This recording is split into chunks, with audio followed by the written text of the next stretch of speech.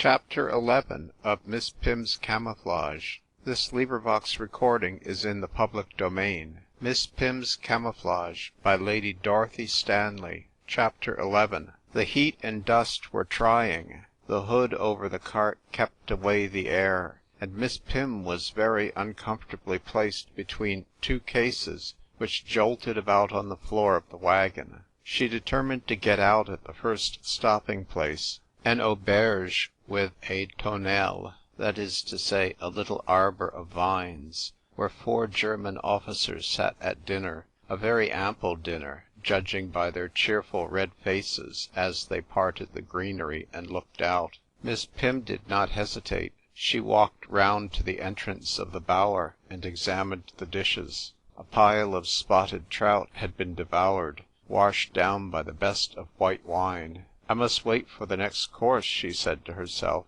but white bread and wine are not to be despised. So she reached forward and snatched up a bottle and a hunch of bread. The men looked round, momentarily puzzled, and then resumed their conversation. Soon the poor old innkeeper returned with a dish of omelette au rognon. The officers, delighted, forced him to drink a glass of his own wine, and then proceeded to portion out the omelette. Miss Pym watched her opportunity, seized one of the plates, which she carried off to a low wall, where she sat with the bread under one arm, the bottle of wine under the other, and the plate on her lap, because, of course, anything she was not touching became visible. Much revived by the food and wine, she determined to wait for some more comfortable vehicle to take her to Valenciennes. At last the Germans came out of the vine arbour, straightening their uniforms, and resuming their military scowls. Profoundly bowing, 2 of them went off, followed by Miss Pym, who saw them start in a small 2-seated motor car, their luggage tied on at the back. No possibility of a lift, thought Miss Pym, and besides they were soon whirling off in a cloud of dust, back the same weary way she had travelled that morning. The other officers were older and more important looking. Perhaps they would have a car with 4 seats. Going into a shed, Miss Pym saw a fine Mercedes with 6 seats. No sooner had she climbed into the back than the officers strolled up, smoking, followed by the innkeeper lugging a hamper. Miss Pym could hear the bottles clinking together, the whole contents of the poor man's little cellar. Miss Pym could see his wife crying at the back door as the big basket was lifted on to the seat beside her and fastened by a rope to the back rail. The officers jumped in, and soon, to her relief, she was speeding along to Valenciennes. The food, wine, and fresh air soon sent her to sleep, a deep, refreshing sleep from which she was rudely awakened by a violent shaking. "Good gracious, what is the matter?" she cried, putting up her hand to save her hat. Angry voices and excited German officers crowded round the car, made it clear that she was discovered. Sleep and the jolting of the car at high speed had restored Miss Pym's visibility. "Have we reached Valenciennes?" she asked sleepily. "There now, I told you she was an Englishwoman. She is a spy, that's certain," cried a young German with whitish hair and the complexion of a pink ivy geranium. "Shoot her in the car." "What, make a mess in my new car? Never!" cried the captain, laughing. "We'll have the woman safely locked up and handed over to the colonel when he arrives this evening. 2 of you fellows jump in and hold her, 1 on each side. In half an hour we shall be in Valenciennes." Miss Pym was not unduly alarmed, but she blamed herself for carelessness. To have allowed herself to succumb to sleep in such circumstances was culpable folly. Her handbag and her rucksack had been taken from her, and she was held in a ferocious grip. But confident of ultimate escape, she was able to smile at the excited young officers. "Don't be afraid. I have no intention of escaping here. You hurt my arms quite needlessly." "What does she say?" asked the white-haired youth, his eyes bulging with excitement. "I said you need not be so frightened," replied Miss Pym in German, smiling. "You are an English spy. Confess," cried the young man. Miss Pym turned to the other officer, who understood English, and said, "When my belongings have been examined, will they be returned to me?" "You will not require them," he replied sourly. "After the colonel has questioned you, you will require nothing." "Dear me, how obliging your colonel must be. Do you think he would lend me a car and a chauffeur? This car would do to take me to Berlin." "To Berlin? Lend you a car to take you to Berlin?" spluttered the officer in amazement. "What for? Why were you attempting to visit our capital?" "I wanted to interview the Kaiser and Hindenburg. I wanted to look round." "What does she say, Heinrich? What does the mad Englishwoman say?" asked the pink youth eagerly. "Oh, nothing much. She merely intends to interview the All Highest and von Hindenburg." "Yes, and the Crown Prince," interposed Miss Pym. "Oh, you English," murmured the captain. "It really is impossible to understand such a people. I suppose it is your climate. You are not serious. You think only of sport and enjoyment. You grew tired of hunting foxes, so you determined to annihilate Germans for sport. That explains your reason for assassinating the Austrian Crown Prince. It is all England's brutal egoism." "So you have never visited England, though you speak excellent English," remarked Miss Pym, still smiling. The captain eagerly assured her that he had lived with an English family for 6 months. "When I was 20, I went to perfect my knowledge of the language. I stayed with a family called Johnson, near Basingstoke. A very nice family. There was Miss Alice Johnson. Oh, she was beautiful. And Edward, her brother, a great cricketer. I used to play. We had matches." The captain's face lit up at his recollection of the Johnson family. "And they treated you well?" "Yes, it was a happy time. I liked the English then, but I was young and impressionable. Besides, I did not then realize the base, calculating spirit which is dominant in England. They could not endure to see German strength, industry, and prosperity, so they attacked us, a peace-loving people, hoping to destroy us and gain the dominion of the world. But why am I wasting my words on you, miserable woman, fated to die this day?" "But you will allow that I am courageous," said Miss Pym sweetly. The German captain looked at her steadily. Then with some reluctance he admitted that the British did not lack courage. "But it will avail you nothing with our colonel. Indeed, I am sorry that you are to be handed over to him. Our colonel can be terrible, especially after he has had much to drink. I don't believe in pity myself. I resist sentimental weakness. War demands frightfulness," continued the captain. "It is necessary to have no scruples. But the colonel— Ah, captain, I think you are better than your talk, and I believe you are just a little bit sorry for me," said Miss Pym, laughing. The German captain looked uncomfortable. "I am sorry, because Colonel von Schlange is ruthless and very cruel. You do not deny that you are a spy, and you ought, of course, to die. But I dislike torturing women. If the colonel shoots you before supper, that will be all right. But after supper he would amuse himself first by torturing you, and I shall have to be present. No, I cannot at the bottom of my heart approve of torture." Miss Pym felt a shiver play over her. "Captain, tell me your name. I am willing to bet you a pound of good chocolate that your ferocious colonel neither tortures nor shoots me." "My name is Captain Wertheim, and pray, what is your name?" Miss Pym paused a second, then said, "Jane Barton. Miss Jane Barton. Miss Barton, you are English, therefore you are brave and foolish, and make a sport of death, and bet me a pound of chocolate. It is dreadful, dreadful, Captain Wertheim, because if you win, I shall, you think, be unable to pay. But in my rucksack there is some excellent chocolate. That is what troubles me, the loss of my chocolate and Bovril, and other comforts." All this time the pink lieutenant had fiercely gripped her arm, but the captain was not even holding her. However, now that they were entering Valenciennes, he put his hand on her arm. "Goodbye, Fraulein. It is a pity you came here. You have accomplished nothing, and you are fated to die." Well, Captain, I have to thank you for making my little journey quite pleasant. I hope when you are a prisoner of the British, you will change your mind about us. You will see that we never ill-treat our prisoners as you do." Miss Pym was taken to the old Musée on the Place, now the army headquarters, and locked up in a fine room of the old palace. She was troubled at the loss of her maps and various small belongings she could not replace. The great windows looked out on the long Place, which, in spite of German law, order, and punishment, retained its French aspect.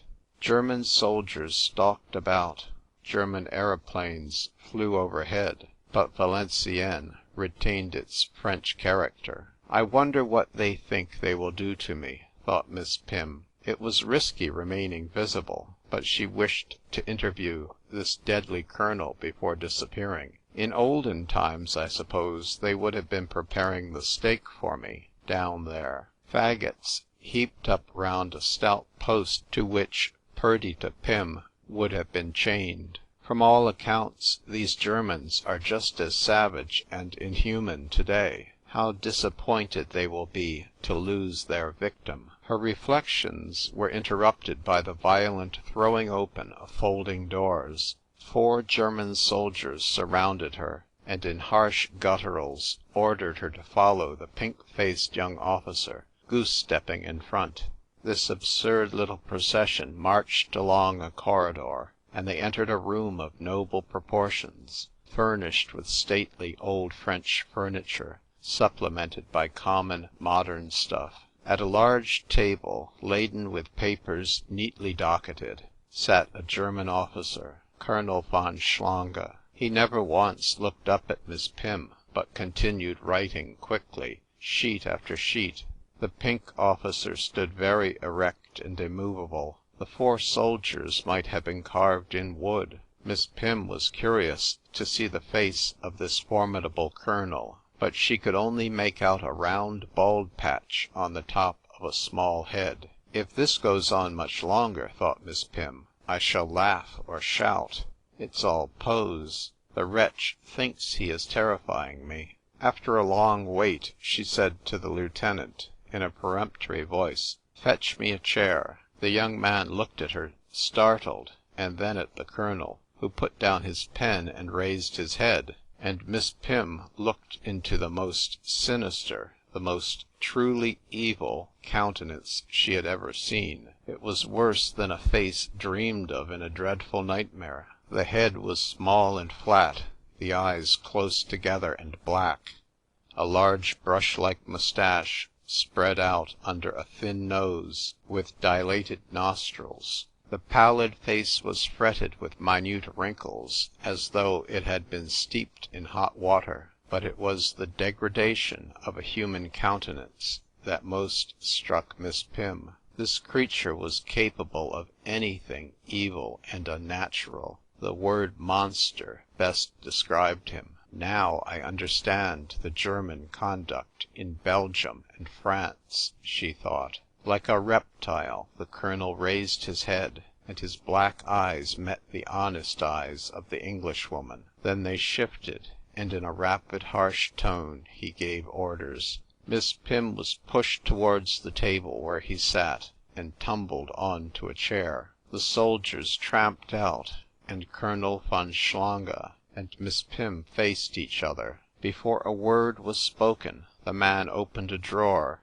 and took out 2 large revolvers, which he placed carefully before him. Then he opened another drawer and produced her rucksack and handbag, and carefully opening the latter, he brought out the maps.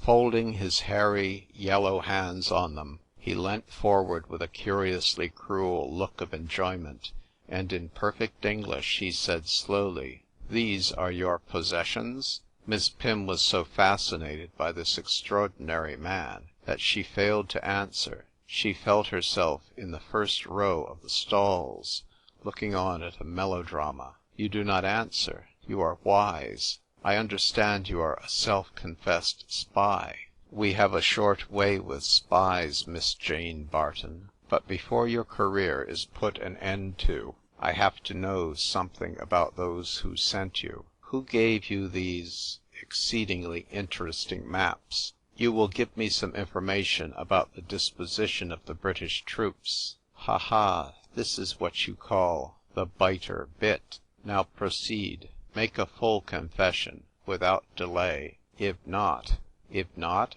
Repeated Miss Pym, keeping her eyes steadily fixed on the Colonel's shifty eyes. You will be dealt with. Yes, I know. You hope to have me shot, said Miss Pym calmly. But that you intend doing whether I speak or not. Certainly you will be shot in any case. But if you do not speak, painful methods will be employed.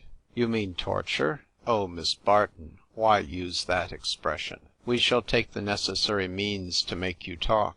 You seem cool and self-possessed. That will be broken down by a certain potion calculated to unnerve you. It would be impossible to describe the evil joy that lit up the countenance of the fiend as he spoke, but the satanic delight soon gave way to savage anger. Miss Pym faced him without fear, and the loathing and contempt she felt, she showed. She realized that she had a low type of coward before her. Colonel von Schlange, said Miss Pym, even for a German you are a bad type. I defy you. I shall confess nothing. I shall not talk, as you call it, nor will I drink your nerve-breaking potion. Toying nervously with a revolver, von Schlange leant forward and poured forth a stream of the vilest remarks. Unclean, foul, gross words, many of them unintelligible to the English lady who sat there. He hissed out obscene threats, which seemed to stain him. His face grew blotchy and swelled like the freckled belly of a toad. Gasping for breath, he leant back. Miss Pym eyed him with ineffable contempt. "You unclean little reptile," was all she vouchsafed. Whereupon the Colonel reared exactly like a cobra and fired his revolver. Miss Pym had expected this from the moment he had taken it up. She dipped her head down to her lap, and the bullet passed over and struck a mirror. The report and crash of glass brought 3 officers running in from the adjoining room, Captain Wertheim, the pink-faced lieutenant, and another. "This woman tried to shoot me," shouted von Schlange, forgetting that he still held the smoking revolver. "Have her taken into the courtyard below, and have her flogged in the presence of as many soldiers as can be got into the yard. She will be shot at dawn. Till then she will undergo various other penalties. Call in the men." Miss Pym now decided that it was time to disappear. She could hear the tramp of the men approaching. A moment of mental anguish well nigh overcame her, fearing lest she might fail. But the wave of horror passed. She pressed her head back, and was, to all appearance, no longer there. Quietly she slipped out of the chair and took refuge in a small space between a writing bureau and a lacquer cabinet. She was careful to touch neither the wall nor the furniture, so that the room might retain its usual appearance. Wide-eyed and with quickened pulse, she noted the stupid bewilderment on all the faces. On Captain Wertheim's she thought she detected relief. The Colonel was quite hysterical. He ran round and round the room, brandishing the revolver, shouting, "Seize her! Shoot her! Kill her! Flog her!" And only when he perceived a glint of amusement on the faces of the soldiers at the door did he recover some appearance of self-control. "A dangerous female spy has escaped. She must be concealed in the building. Let it be searched. Valenciennes must be searched. A proclamation must immediately be printed, and criers must go through the streets, announcing that anyone harboring the Englishwoman will be burnt alive. There is no security unless we are pitiless. An example must be made. That woman shall be—" Then remembering that a cool attitude befitted his rank, he passed a trembling, hairy hand over his face. "Come, gentlemen, which of you saw the woman slip out?" "My Colonel, I did not see the woman escape," said Captain Wertheim. "Neither did I," said each of the other officers. "This is very discreditable," said Colonel von Schlange, "and if the woman is not found in 24 hours, it will go hard with you." The young officers saluted and withdrew, leaving von Schlange alone. Miss Pym kept her eyes on the table. Her one thought was to get possession of her 2 precious bags and the maps. If she left without them, she could hardly hope to recover them later. Germans are nothing if not methodical. In a few minutes the colonel would put the things safely away under lock and key, and they would be lost to her. Von Schlange walked to a mirror, where he attentively examined himself, and Miss Pym tiptoed towards the table. Some slight sound made the colonel turn quickly, but nothing moved. He sighed and took out a pocket-comb, which he tenderly applied to his moustache. Again Miss Pym advanced, scarcely breathing. She gently lifted both the bags, and then took up the folded maps. Seeing the sheets the colonel had been writing in a neat pile by the inkstand, and a packet of documents, she gathered them up, opened her handbag, and slipped them in. This time von Schlange was certain he had heard a movement in the room. He looked round rather wildly, then darted to the table. Miss Pym snatched up the other revolver and backed to the door. The colonel was clearly overcome with rage and apprehension. Miss Pym dared not wait a moment longer, lest she should find the officers hurrying in or the colonel bolting out. She opened the door and fled, racing along the corridor, down the staircase, and out into a damp, dreary courtyard, where doubtless her execution was to have taken place. The great entrance had been closed to prevent her escape. Perdita was beginning to feel herself trapped. She ran through an arched doorway, down a dark passage, and entered a guard-room. Soldiers were laughing boisterously. One young fellow was imitating Colonel von Schlange, waving his arms and shouting, "Valenciennes must be searched, an example must be made," etc. "Ach, Franz, that is enough. If it got to the ears of the colonel that we made fun of him, he would gladly shoot us. Cease fooling, man." "Well," said Franz, smiling, "I am off for beer. I know a nice little maiden who will have to supply me with box 1, 2, 3, and she will have kisses 1, 2, and 3. Miss Pym determined to follow Franz and get out of this dangerous building as soon as possible. 2 sentries at a back door challenged the young German with a grin, and Miss Pym passed out into the Place. Twilight was deepening into night, but there were great flares of light at the wine and beer shops. German soldiers strolled about, swaggering and scowling, the smaller fry imitating their officers.